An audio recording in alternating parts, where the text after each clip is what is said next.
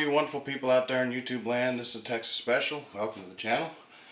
And we are going to get back into it slowly but surely. This is the first product review of 2023, and while that is a little misleading, because I've had this in my possession since May of 2021, been really busy. Moved into a new house, relocated, at a new work location. I'm pretty sure if you're a regular viewer of the Railfan videos on the channel, you have figured out roughly the area I've moved to. But let's get started into this unboxing and product review. This is the Lionel Frisco freight set. It is an 027 gauge Lionel train set. It was cataloged in the 2000 and 2001 catalogs. I remember seeing this set as a kid in one of the local hobby shops back home, and I was able to pick this up off of a guy in the San Antonio, Texas area for a steal and a half. I believe I only paid $100 for this set. It is completely intact. There's nothing missing. So with that said, let's open it up and take a look and see what's in it. Full disclosure, I have ran this set already. I've had it since May of last year, so there's no way I haven't run it. But this will be the first time it's on camera, so I'm going to shut up and let's look in the box. Okay, standard Lionel packaging. The cardboard top just comes right off, slides right off. What we have here is 8 pieces of 027 curved track, 027 diameter. If you're new to the hobby, or this is one of your first videos to watch from me, 027 is Lionel shorthand for O gauge track, 27-inch diameter. Now Lionel has 3 track systems out there. I'm not going to get into that. That'll be for a later video possibly. But what that means is, touching on it briefly, you have O gauge track and 027 track. And looking at them side by side, or on top of one another rather, you can see the 027, which is right here on top, has a much smaller profile than the O gauge track, which is resting on top of my hand. And this 027 is what comes with the set. If you want to expand it or make the curves a little bit bigger, you can. It does come in additional curvatures other than 027. You can also get 031, 042, and I believe 054. I believe 054 is the biggest you can go. The track is very simple.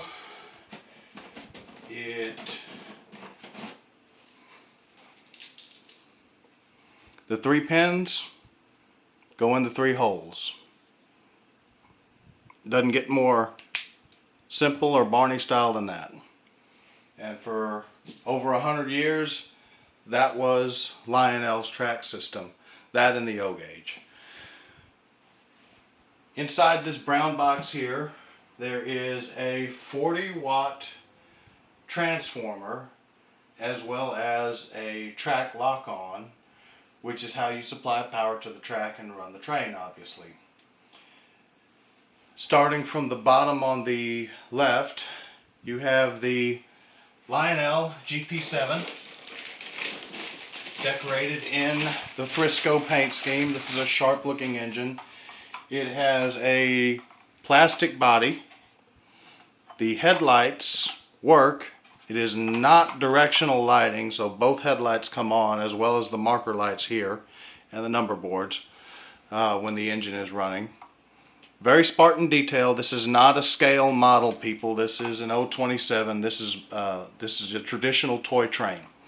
You know, when people think of Lionel, this is what most people that are not in the hobby, this is what they think of, and what a lot of people in the hobby think of. You can see it's got hand railings, but they're not scale.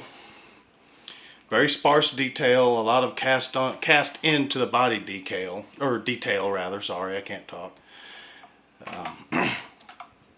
The trucks are plastic. The engine features dual 4 pickup rollers, 2 per truck. Only one truck is powered. This truck only picks up power. This one is the only one with an actual motor.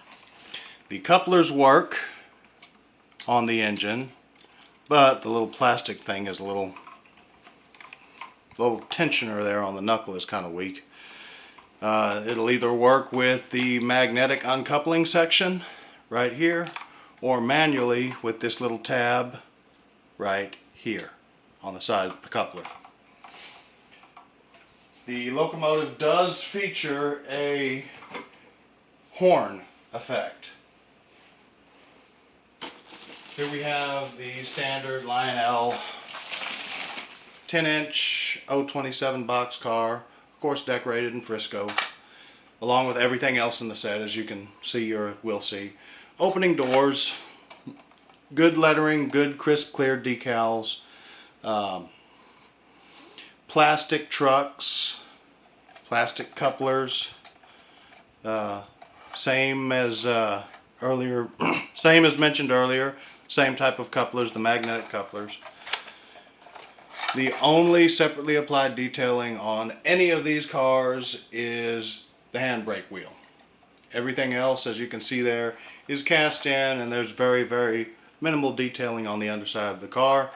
Now, of course, this is not meant to be a true scale, O-scale car. This is an 027 traditional train set type of car. Next up, we have the tank car.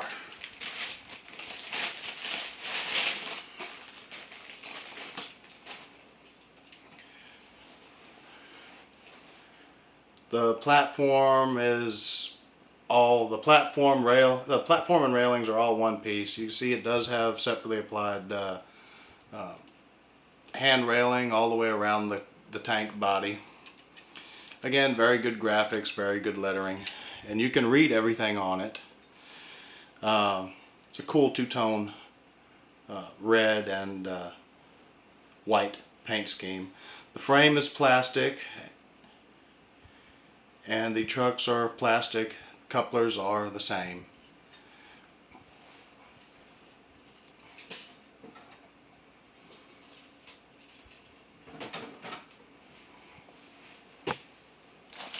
Next up, we have the standard Lionel 027 two-bay hopper car. Gorgeous lettering.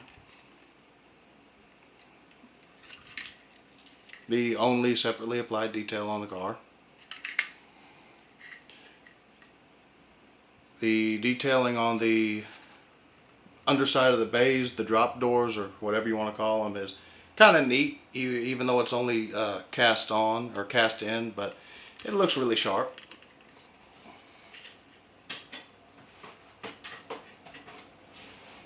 And finally, last but most certainly not least, the old enduring caboose. Now, I make it no secret that I am a conductor on this channel with Union Pacific, and even though I am a rail fan and I do love trains, I am not sad one bit about missing out on the era of the venerable caboose, because a lot of guys were injured in cabooses. This was one of the most dangerous places for a trainman to work because it's at the end of the train, and if you have an engineer that's lacking in proficiency in his craft, it's very easy to get jarred around by the slack action at the end of a 50 or 60 or 100 car long freight train. So I'm not sad about missing out on the era of the caboose.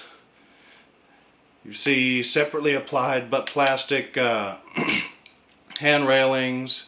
The brake wheel and chain are part of the plastic casting, as well as the steps. Standard MO for Lionel, all the way up to even the mid 2000s and today on some sets.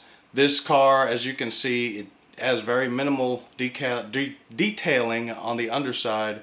It does not have power pickups. This car does not have interior illumination. Does have some very sharp detailing and graphics, if my camera will wake up and autofocus. Okay, apparently it doesn't want to. Separately applied smokestack there up top. Plastic trucks, plastic couplers, and operating magnetic couplers. Okay, now that we've reviewed the stuff, the trains and whatnot, let's set it up real quick. Now, as I stated earlier, the methodology to setting this track up is extremely simple. The 3 pins go in the 3 holes. And boom, track's assembled. Wash, rinse, and repeat until you have a full loop. So we now have our full loop of track all the way around. All 8 pieces of curved track and all 8 pieces of straight track have been assembled into a roughly 27 by 63 inch oval of track, as comes standard with these Lionel train sets. The next step is installing the lock-on. My camera is really not wanting to cooperate at all today. So this is the nifty little device that actually applies the power to the track from the transformer. These little loops here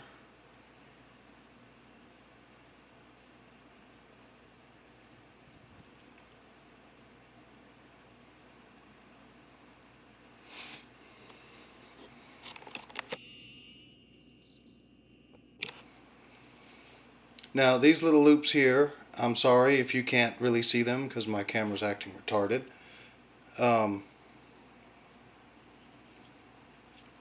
There is a little, I guess you could call it an inner loop right there. You can barely see it. You slide the wire, you press down here, slide the wire into this little inner hook or loop or whatever you wish to call it. And once you have the wire in place, let up, and friction will hold it in place. Now, coming back to the track, to install this device, you take this taller lip right here, that goes against the center rail, which is the hot rail. This shorter lip, that goes against the outer rail, which is one of the ground rails. If you're unfamiliar with the hobby of O-gauge trains, of 3-rail O-gauge, these two are the ground rails. This is the hot rail, which is what makes these O-gauge railroads so easy to wire, is because you don't have to worry about silly things like reverse polarity like some scales do. Most scales do. You press this up from the underside, press this shorter lip against the outer rail, and just firmly but gently press up from the underside and allow this taller lip here to clip onto the outside of the powered rail. Now, these old Lionel 40-watt transformers that came with these sets, they're a 2-part deal. Okay, so you have the transformer here that's got the horn button and the direction button, and of course the throttle, the big knob. Alright, you plug in the power block from right here, and the wire that's affixed to the backside of the transformer actually runs to the track. You take these 2 wires here, and you press them in like I mentioned previously. Now, they're not marked to denote positive or negative, and I'm trying to do this where you can see it on the camera, but you just press this right here down, slide them in between the portion that you press down and the that lip, that loop that sticks up in between, and when you let up, friction and tension will keep it in place.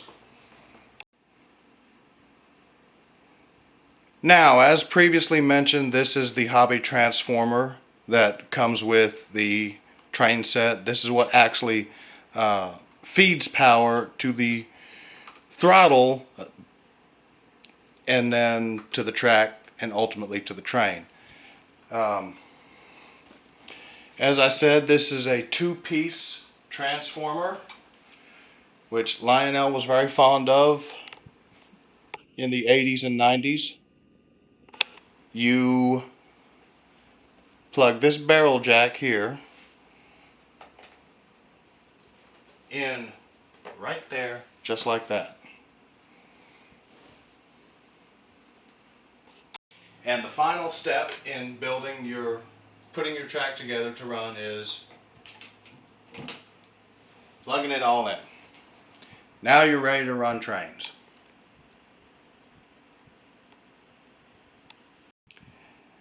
I've been doing this for almost 20 years, so I don't really need that. But if you're new to the hobby and you have questions, every Lionel train set, if you're able to get a used one or a complete used one, such as this is, or a brand new one, will have the instruction manual somewhere in the box, which this one is underneath the transformer box. When placing your trains on the track, remember to do so with either the transformer unplugged and or the throttle fully in the off position. Remember, this is it's a weak electric current, but it is still an electric toy.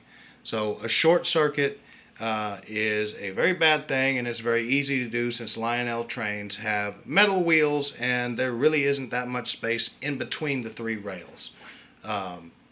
Short term, all it's going to do is, engine's not going to run and it might throw a few sparks. Long term, if left unattended, obviously it is an electrical short. There is a potential for fire hazard, so be cognizant and don't leave your trains running unattended for any amount of time, especially if it's your children playing with it.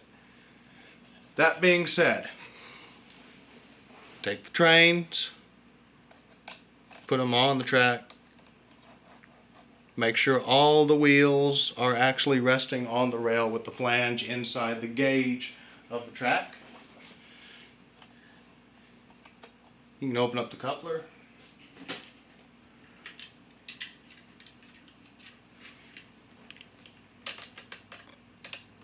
And start building your train.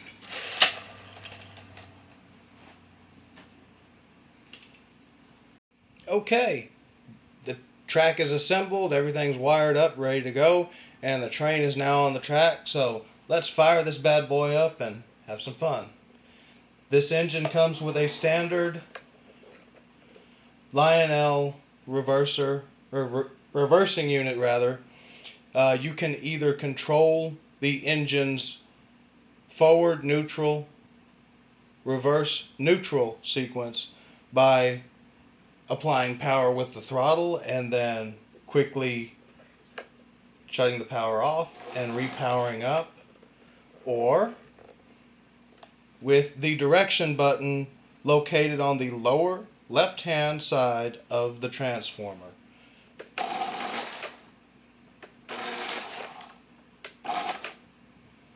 Now, enough chatter.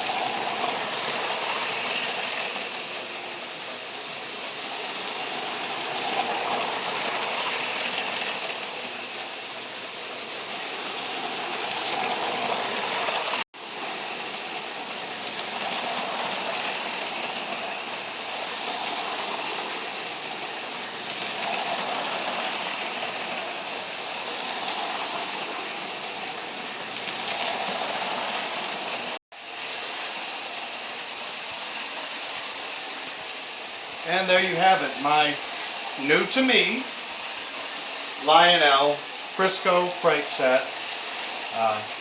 The boy and I have a lot of fun running this particular set. It's a real gem, and even though it doesn't quite check the boxes of high-end scale, command control, and sound, it is still a fun set nonetheless, and I look forward to having it in the collection for many, many years to come.